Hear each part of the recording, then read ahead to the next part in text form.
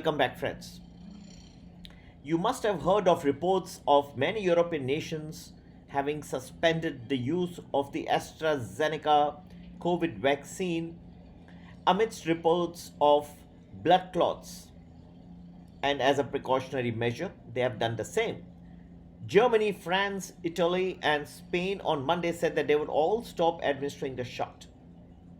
The WHO and the International Society on Hemostasis and Thrombosis have all recommended that countries continue to use the Oxford AstraZeneca vaccine. Halting a vaccine rollout during a pandemic have got its own consequences. Health experts are clearly disappointed and confused by the flurry of suspensions of the coronavirus vaccine. Developed by AstraZeneca and the University of Oxford,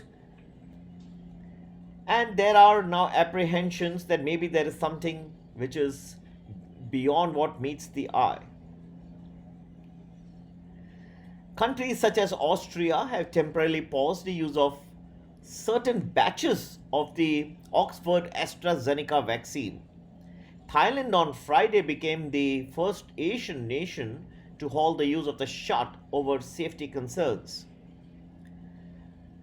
The United Kingdom, Canada, and Australia, which are continuing to deploy the vaccine, are among some of the countries seeking to assure or reassure citizens that everything is safe about its vaccine.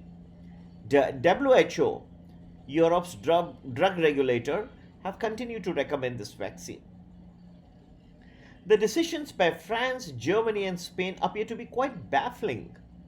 The data we have suggests that the numbers of adverse events related to blood clots are the same and possibly, in fact, lower in vaccinated groups as compared to those in unvaccinated populations.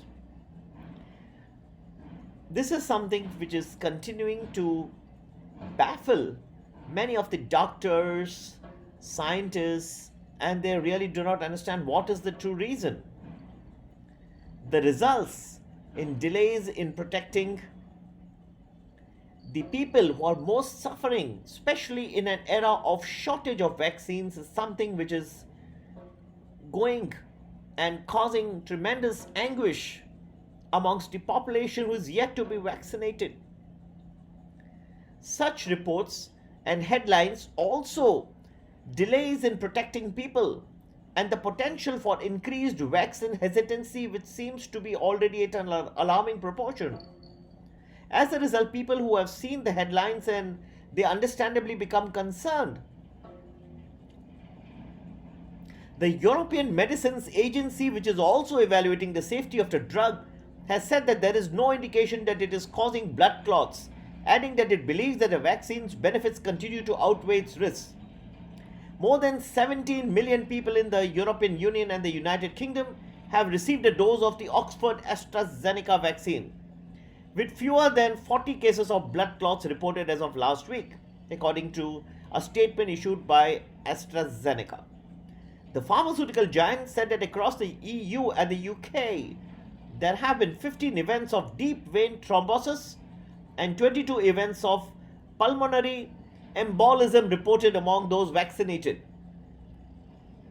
And this is much fewer than would be expected to occur naturally in a general population of this size and is similar across other licensed COVID-19 vaccines.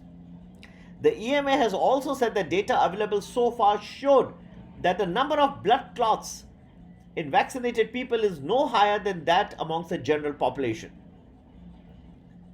Europe's caution about the drug has compounded the woes of the region's ailing vaccination program and comes at a time when Germany's public health agency has warned that the third wave of coronavirus infections has already begun. Dr. Stephen Griffin, associate professor in the School of Medicine at the University of Leeds, said that the news that many countries in Europe have suspended the rollout of the Oxford AstraZeneca vaccine was disappointing. Since many European countries are currently experiencing another resurgence of SARS-CoV-2's infections and yet are lagging behind in terms of rollout, the importance of continuing the vaccination program cannot be underestimated, and the harm caused by depriving people of access to a vaccine will likely vastly outweigh even the worst case scenario if any link to the clotting disorders is eventually found.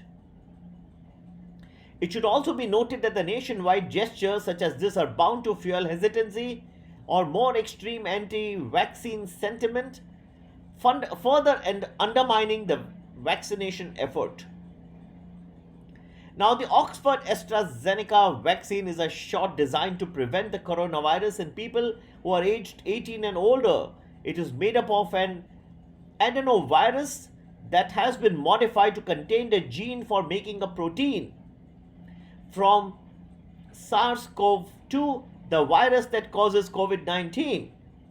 As such, the vaccine does not contain the virus and cannot cause COVID. The most common side effects of the shot are typically mild or moderate and improve within a few days of vaccination. Late-stage clinical trials found AstraZeneca Oxford shot to have an average efficacy of 70% plus in protecting against the virus. Blood clots occur naturally and are not uncommon. More than 11 million doses of the AZ vaccine have now been administered across the UK, and the number of blood clots reported after having the vaccine is not greater than that in the general population. So that throws open the question, then what has caused so many European countries?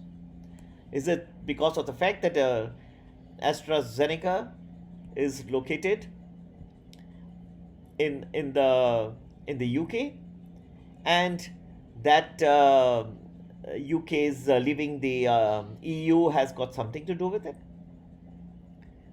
Well, it is something that needs to be questioned, whether there is any political element behind it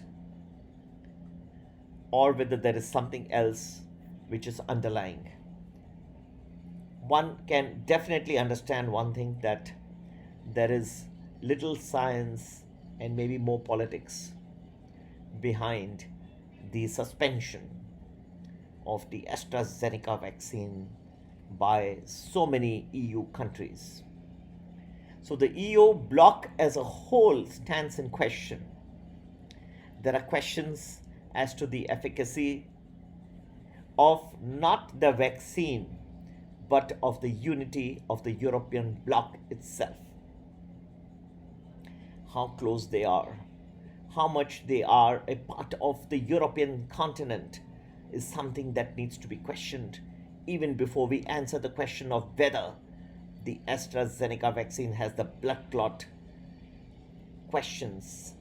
And issues around blood clot is probably less important than that about the underlying true intent why these EU countries have blocked or temporarily suspended the use of the AstraZeneca vaccine. Take care. Bye-bye.